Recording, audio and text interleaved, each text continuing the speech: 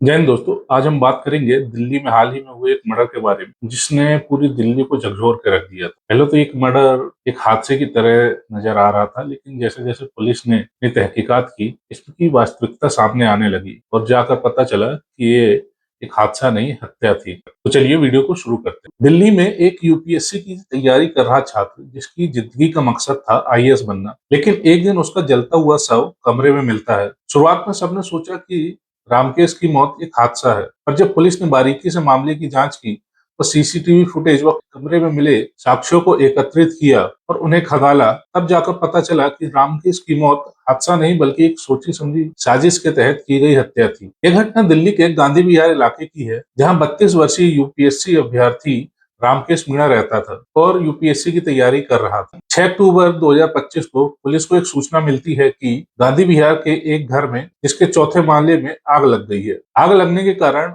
उस फ्लोर में रहने वाले लड़के की मृत्यु हो गई है। पुलिस जब घटनास्थल पर पहुंचती है तो वहां पर काफी आग लगी होती है। आग पर काबू पाने के बाद जब पुलिस कमरे के अंदर दाखिल होती है तो कमरा आग से पूरी तरह तहस नहस हो चुका होता है और कमरे में एक जला हुआ शव पड़ा होता है, जिसकी पहचान कमरे में रहने वाले रामकेश मीणा के रूप में होती है। मौके पर फोरेंसिक्स की टीम भी बुलाई जाती है जो आवश्यक साक्ष्य एकत्र करती है और मामले की जांच शुरू होती है। पहले तो यह मामला हादसा लगता है, लेकिन जैसे जैसे पुलिस अपनी जांच आगे बढ़ाती है परत दर परत मामला सामने आने लगता है। पुलिस जब बिल्डिंग में लगे सीसीटीवी फुटेज की जांच करती है तो काफी खुलासे होने लगते हैं, या यूं कहें कि केस की दिशा ही बदल जाती है। सीसीटीवी फुटेज में कुछ लोग बिल्डिंग के बाहर निकलते नजर आते हैं। अब शक की सुई इन लोगों की तरफ चली जाती है और सबूतों को जोड़ा जाता है तो सभी बातें निकलकर सामने आती हैं और सच का खुलासा होता है। जिस बिल्डिंग में आग लगी थी उसमें रात में 2 लोगों को जाते हुए देखा गया था। उनके चेहरे ठीक से नजर नहीं आ रहे थे और करीब 40 मिनट के बाद उन्हीं लोगों को बिल्डिंग से बाहर आते हुए भी देखा गया और कुछ देर के बाद एक लड़की भी उस बिल्डिंग से बाहर आती है। लड़की की पहचान मुरादाबाद की अमृता चौहान के रूप में की जाती है। अमृता दिल्ली में फोरेंसिक साइंस की छात्रा थी और कुछ समय से रामकेश के साथ रिलेशनशिप में थी। जांच में सामने आता है कि अमृता का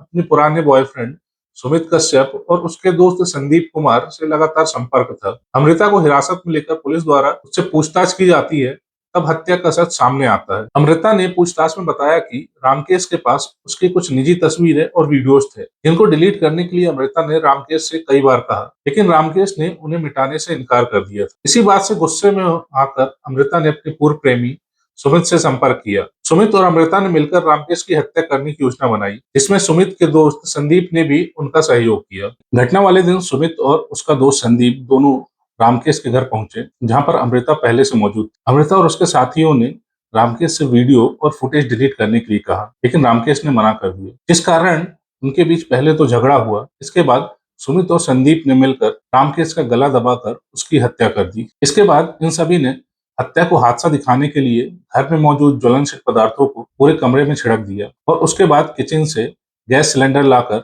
उसका नॉब ओपन करके रख दिया। क्योंकि लड़की अमृता फोरेंसिक साइंस की स्टूडेंट थी तो उसे पता था कि हत्या को हादसे में कैसे दिखाया जा सकता है, और उसका दोस्त सुमित गैस एजेंसी में काम करता था तो उसे भी जानकारी थी कि आग लगने के कितनी देर बाद सिलेंडर में ब्लास्ट हो सकता है। इसके बाद वे लोग गैस सिलेंडर का नॉब खोलकर कमरे से रामकेश का लैपटॉप व हार्ड डिस्क ले लेते हैं और कमरे में आग लगाकर वहां से चले जाते समय वे लोग घर के जालीदार दरवाजे से हाथ डालकर दरवाजे को अंदर से बंद कर देते ताकि पुलिस को लगे कि घर अंदर से बंद था और इसे हादसा समझा जाए। इनके जाने के करीब 1 घंटे बाद सिलेंडर में ब्लास्ट होता है, पूरा कमरा आग के हवाले हो जाता है। इसी आग में रामकेश मीणा का शव पूरी तरह से जल जाता है।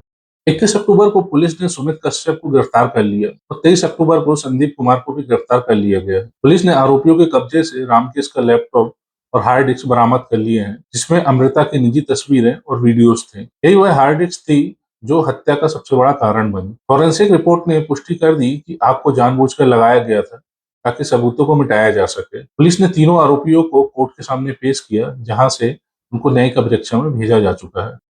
इस केस ने एक बार फिर दिखाया कि डिजिटल युग में निजी डेटा, फोटो और वीडियो की सुरक्षा कितनी अहम है। कभी-कभी भावनात्मक संबंधों में डिजिटल ब्लैकमेल या निजता भंग बेहद खतरनाक रूप ले सकता है। अगर आप कभी किसी ऐसी स्थिति में हों, तो हिंसा नहीं, कानून का रास्ता अपनाएं। और याद रखिए, टेक्नोलॉजी झूठ बोल सकती है, लेकिन सीसीटीवी फुटेज और फोरेंसिक सच्चाई को हमेशा उजागर कर ही देते हैं। इस बारे में आपका क्या कहना है? क्या अमृता ने जो किया वो सही था, कमेंट में जरूर बताएं और इस वीडियो को जरूर शेयर करें ताकि हर कोई समझ सके कि डिजिटल प्राइवेसी और रिश्तों की मर्यादा कितनी जरूरी है। अगर आपको ये वीडियो पसंद आया हो तो वीडियो को लाइक करें, शेयर करें और चैनल को सब्सक्राइब करना ना भूलें। जय हिंद।